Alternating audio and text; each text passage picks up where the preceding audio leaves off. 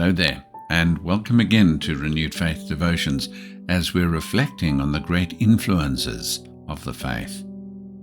We continue to look at the prophet Elijah, and we look at his confrontation with Ahab and the prophets of Baal. From 1 Kings chapter 18 and from verse 17 we read, "Then it happened when Ahab saw Elijah that Ahab said to him, 'Is that you, O troubler of Israel?' And he answered, 'I have not troubled Israel, but you and your father's house have, in that you have forsaken the commandments of the Lord and have followed the Baals. Now therefore send and gather all Israel to me on Mount Carmel, the 450 prophets of Baal, and the 400 prophets of Asherah who eat at Jezebel's table.' So Ahab sent for all the children of Israel, and gathered the prophets together on Mount Carmel. And Elijah came to all the people and said, 'How long will you falter between two opinions? If the Lord is God, follow him, but if Baal, follow him.' But the people answered him not a word. Then Elijah said to the people, 'I alone am left a prophet of the Lord, but Baal's prophets are 450 men. Therefore, let them give us 2 bulls, and let them choose 1 bull for themselves, cut it in pieces and lay it on wood, but put no fire under it. And I will prepare the other bull and lay it on the wood, but put no fire under it. Then you call on the name of your gods, and I will call on the name of the Lord. And the God who answers by fire, he is God.' So all the people answered and said, 'It is well spoken.' Now Elijah said to the prophets of Baal, 'Choose 1 bull for yourselves and prepare it first, for you are many, and call on the name of your God, but put no fire under it.'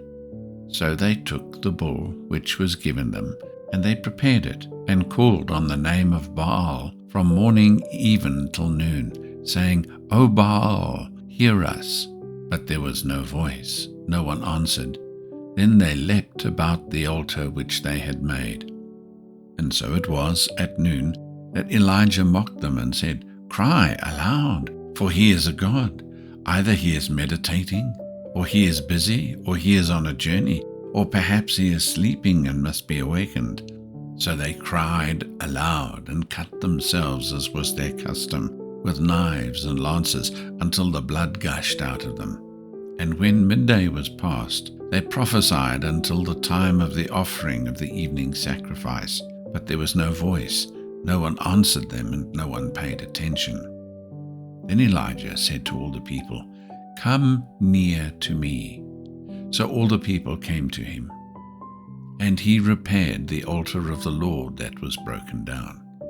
And Elijah took 12 stones according to the number of the tribes of the sons of Jacob, to whom the word of the Lord had come, saying, 'Israel shall be your name.' Then with the stones he built an altar in the name of the Lord. And he made a trench around the altar, large enough to hold 2 seahs of seed. And he put the wood in order, cut the bull in pieces, and laid it on the wood, and said, 'Fill 4 water pots with water, and pour it on the burnt sacrifice and on the wood.' Then he said, 'Do it a second time.' And they did it a second time. And he said, 'Do it a third time.' And they did it a third time. So the water ran all around the altar, and he also filled the trench with water. And it came to pass, at the time of the offering of the evening sacrifice, that Elijah the prophet came near and said, 'Lord God of Abraham, Isaac, and Israel, let it be known this day that you are God in Israel, and that I am your servant, and that I have done all these things at your word. Hear me, O Lord, hear me, that this people may know that you are the Lord God, and that you have turned their hearts back to you again.' Then the fire of the Lord fell and consumed the burnt sacrifice, and the wood, and the stones, and the dust, and it licked up the water that was in the trench. Now, when all the people saw it, they fell on their faces and said, "The Lord, He is God! The Lord, He is God!" And Elijah said to them, "Seize the prophets of Baal. Do not let one of them escape." So they seized them, and Elijah brought them down to the brook Kishon and executed them there. It's about after 3 years of severe drought that the Lord speaks to Elijah and informs him that he will soon be sending rain. Elijah confronts Ahab once more and tells him to gather the Israelites and all the prophets of Baal on Mount Carmel. There, 2 sacrifices, as we've read, are prepared, and Elijah challenges the prophets of Baal to pray to their God and to send fire from heaven to burn up their sacrifice, and he will do the same. The God who answers by fire is then to be acknowledged as the one true God. Now, for us it might seem a little humorous. The prophets of Baal pray earnestly hour after hour, but nothing happens. And Elijah then orders the sacrifice he has prepared to be drenched with water. And praying a dramatically short prayer, fire falls from the heavens and consumes the whole sacrifice as well as the stone altar.